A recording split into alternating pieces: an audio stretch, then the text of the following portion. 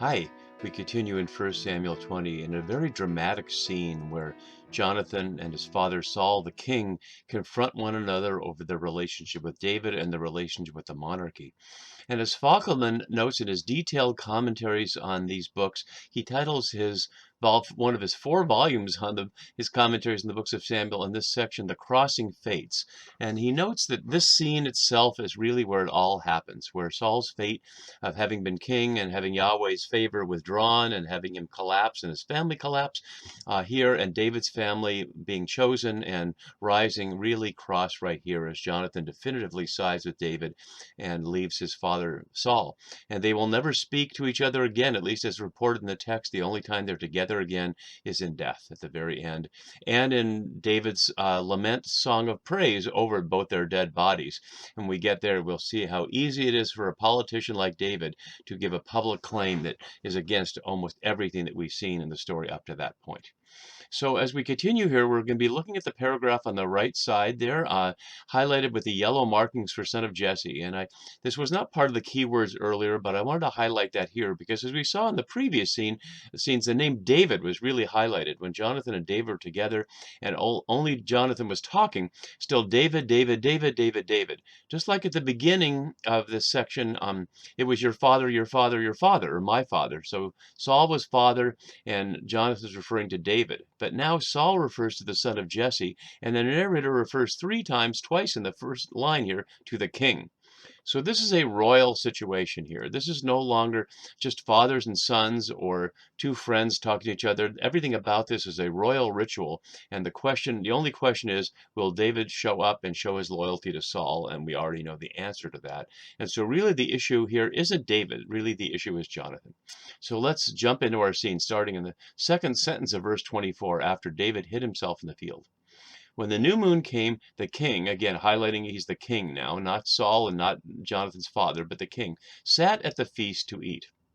And there's some details here worth paying attention to. The Hebrew phrase here, al el lechem lechakol, means and sat to eat bread. And there's an ongoing play on words here because lechem, meaning bread, is half of the name of the city, of course, that David's from, where his father Jesse is, Bethlehem, meaning house of bread. So Halechem and Bethlehem are together in here as a question of where does one eat bread and with whom does one eat bread.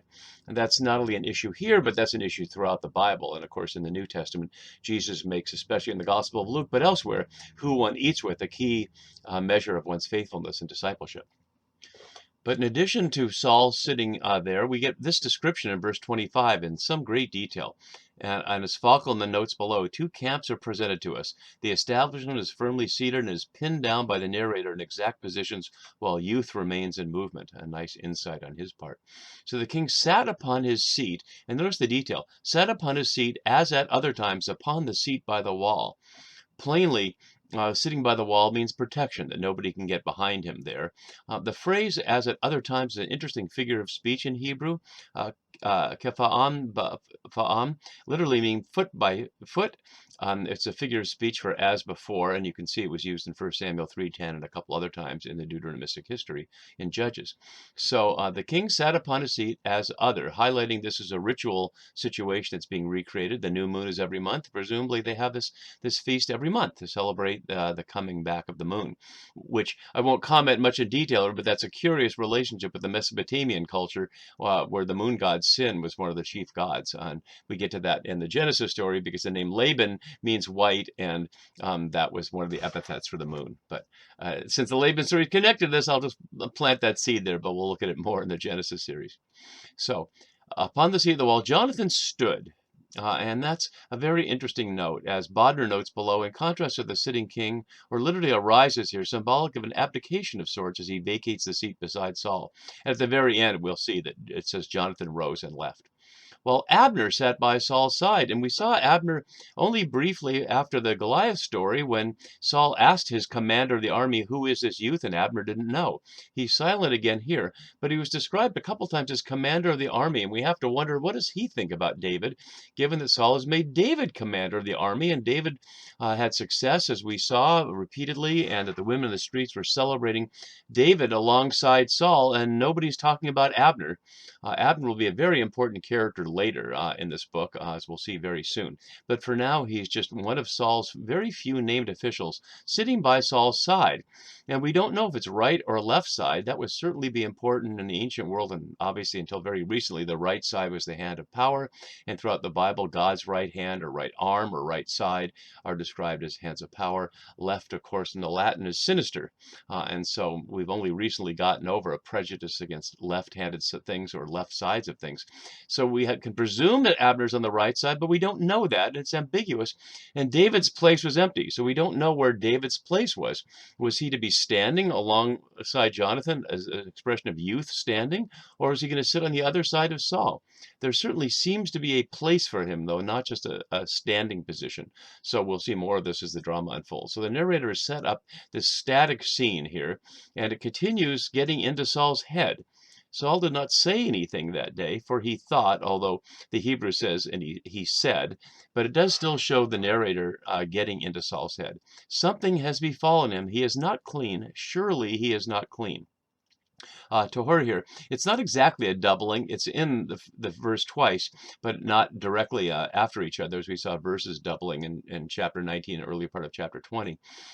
It's a question of what this would mean, because this word tahor is only in this verse in the Deuteronomistic history outside of these places in Deuteronomy, but it's 21 times in Leviticus, and scholars often are not paying what I think is close enough attention to the question of the order of writing.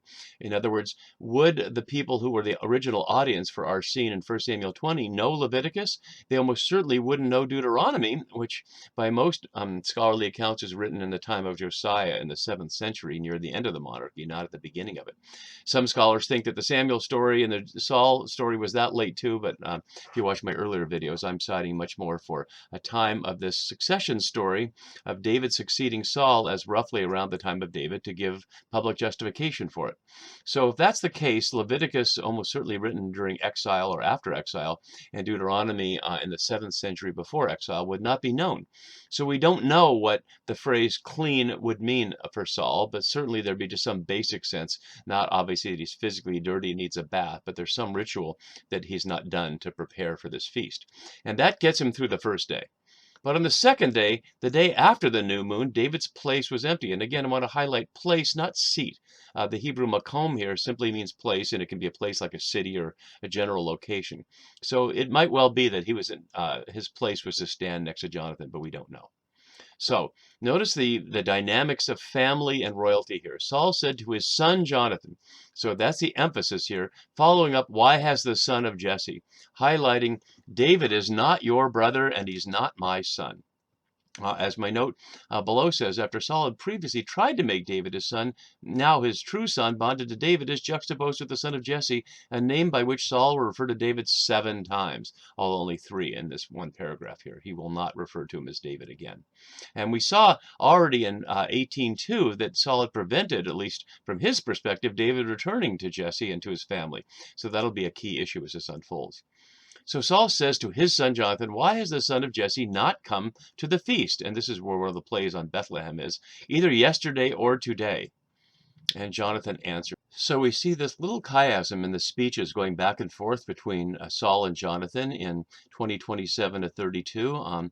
And you can see each time it says Jonathan answered, that Saul speaks and Jonathan answers. And it begins and ends with the question, why? So Saul's question, why here? Why has the son of Jesse not come to the feast, either today or yesterday? Notice it assumes that Jonathan has knowledge that Saul doesn't have. And the theme of knowing was key, and we'll see it's key here as well. Jonathan knew it was the decision of his father. So we'll see that knowing, as it was earlier, was key. So the question is, what does Jonathan know? Does Jonathan know something about David's location or intentions that Saul doesn't know? And so Jonathan answered Saul, David earnestly asked leave of me to go to Bethlehem, and he said, let me go, for our family is holding a sacrifice in the city, and my brother has commanded me to be there. And if we're listening closely, we can compare that to what David proposed in their private conversation and see how Jonathan has weakened this.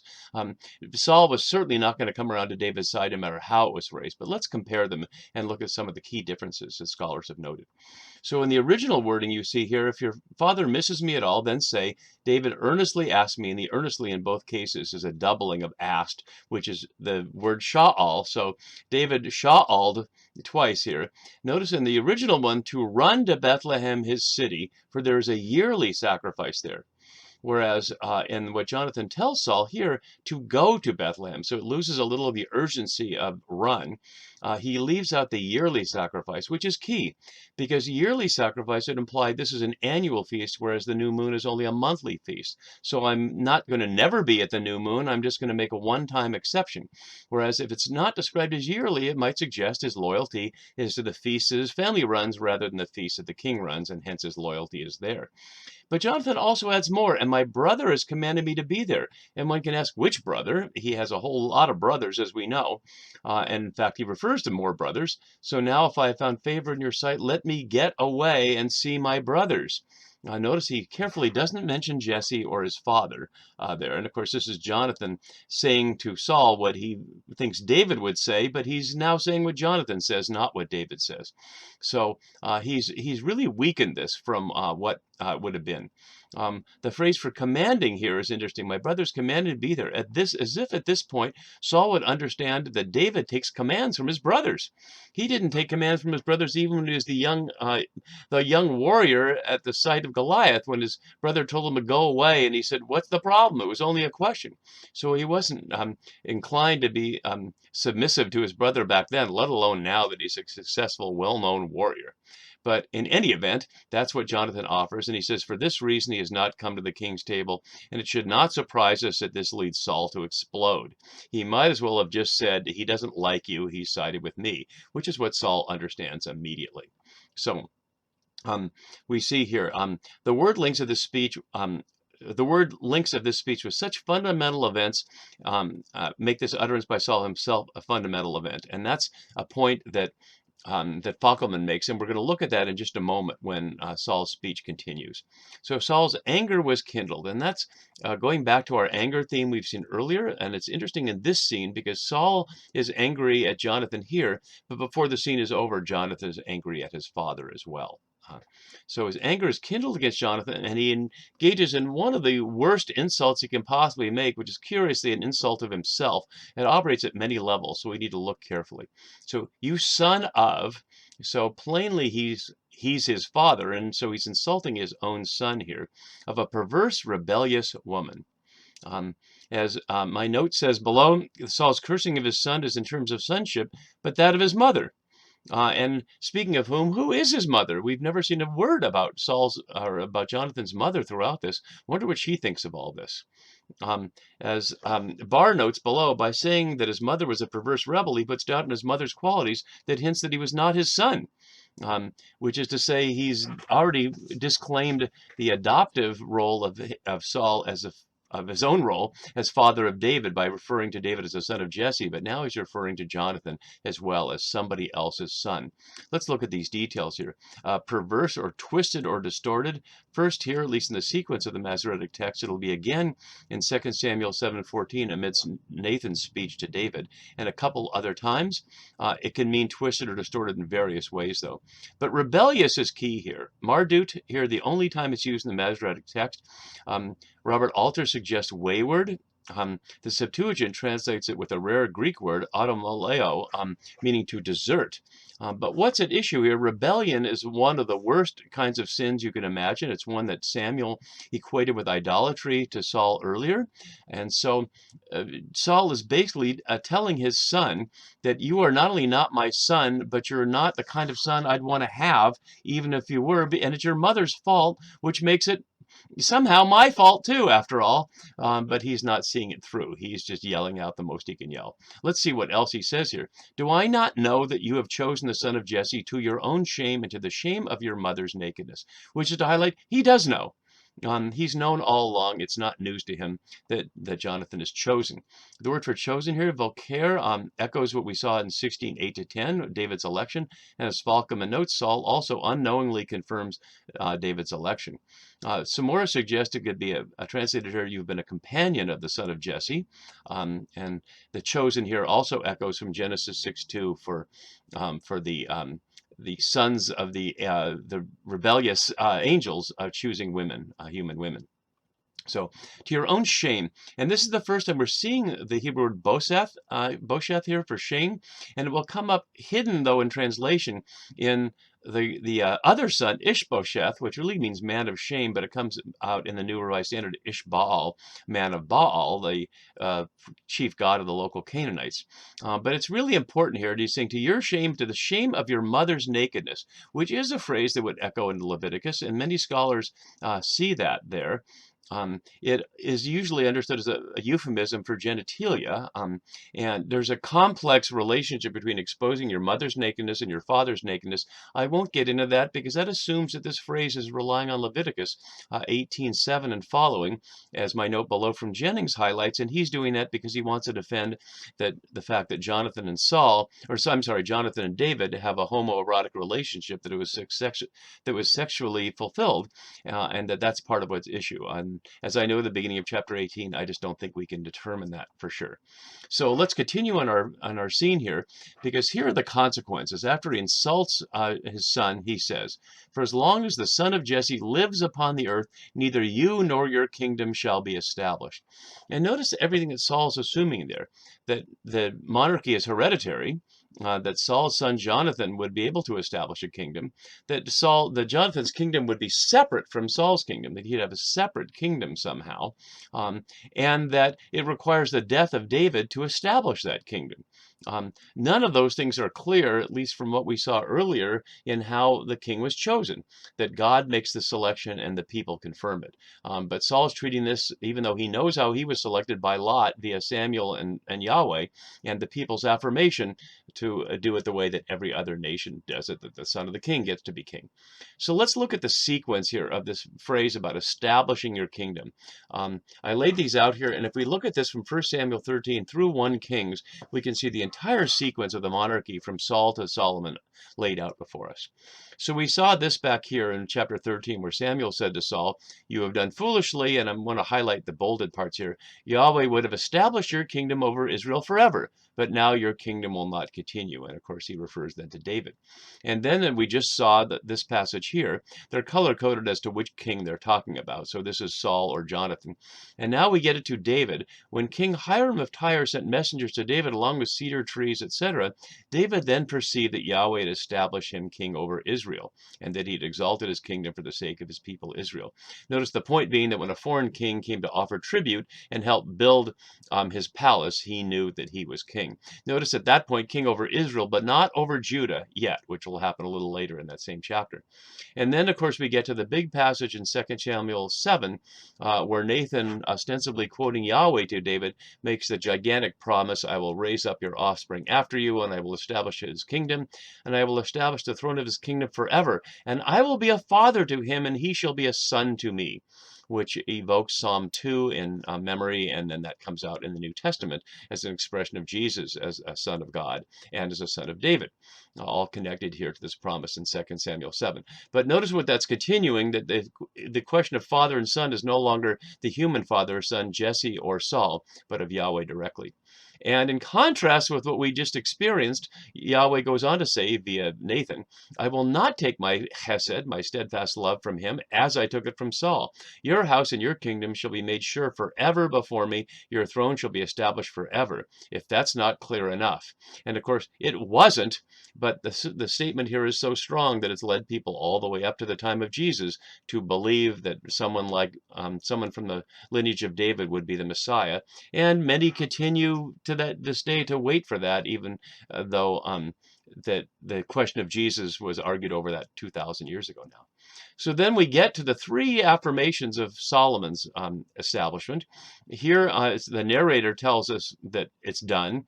Here, when Solomon is talking to Bathsheba about the question of Adonijah, he confirms it. Yahweh, who has established me and placed me on the throne of my father David, who has made me a house. And then just a few verses later to the rebel Shammai, who is pleading for his life. But King Solomon shall be blessed, and the throne of David shall be established for Yahweh forever. So that's the sequence that is these crossing fates here. That is as the establishment of Saul's kingdom is destroyed and no establishment of Jonathan's kingdom will happen, the establishment of David's is on the way, and of his lineage after him. So having said all this, now Saul gets to the action, and it's totally perverse. There's no way that this order is going to happen. Now send and bring him to me, for he shall surely die. As if he would expect that the very Jonathan, who he just named as chosen David over his own father, would now go and bring David to his father to have him killed. And as Bodder notes, it's perplexing in light of Jonathan's obvious loyalty and choice of David here. The word send and bring is also carries forward some of the things we've seen about what kings do early on. And he shall surely die here, literally be a son of death, as Brueggemann points out. And so Jonathan is not going to take that. Jonathan answered his father Saul, why? And this is the second side of the chiasm, the why should he be put to death? What has he done? And the what has he done is right at the center of the chiasm that we saw earlier on these what have I done sequence here. So we saw it back in chapter 17, the beginning of this chapter. We'll see it again in chapter 26 and again in 29, framed around the context of the Philistines. But here's at the very center where Jonathan, speaking on behalf of David, asks his father, what has he done? And Saul's response is to throw his spear at his own son. As Alter notes, for the fourth time, now identifying Jonathan and David, expresses his blind destructive impulse toward his own dynasty. And I sense in the writer here a little bit of a laconic understatement here. So Jonathan knew it was the decision of his father to put David to death. I suppose so. I suppose when your father throws his spear at you to strike you, when you ask what your best friend, who your father knows you've sided with, has done, that's a pretty good clue that he's not on David's side. And so in the face of that, Jonathan rose, and framing his standing in the beginning with his rising in fierce anger, and yet again the New Revised Standard leaves out the wonderfully descriptive body language in the Hebrew with burning nostrils. How much more evocative is it that he rose with burning nostrils rather than the abstract with fierce anger, and ate no food, literally ate no bread. And as Bodner notes there, in chapter 14, Jonathan eats and incurs Saul's wrath. That was the honey scene. And here he does not eat because of Saul's wrath. And the fact that he's not eating is highlighting, I'm not in solidarity with you. I will not literally, from the French, be your companion, the one with whom you share bread. Of course, they didn't know the French word that forms the English word companion, but the premise is still the same, that who you share bread with is who you're in relationship with. And that's key, of course, especially like in John's Gospel, where Jesus says, the one who shared my bread lifted his heel up against me, referring to Judas, but referring back to the Psalm as an expression of that, of no worse traitor than someone who shares food at your table. So Jonathan will not share food at his father's table, for he grieved for David, for his father had disgraced him. And it's the first time we hear of disgrace here. The root clem here, we'll see it a couple more times. So that's the end of the relationship with Jonathan and Saul as far as the narration goes. But surprisingly, they're in battle at the end, and they die together, leaving, as I noted at the beginning, David to lament them together as if they were all one big happy family. We'll continue in the morning. We'll continue with the phrase in the morning in verse 35. We'll continue next video as Jonathan shoots his arrows to save David's life. See you for that next time. Bye-bye.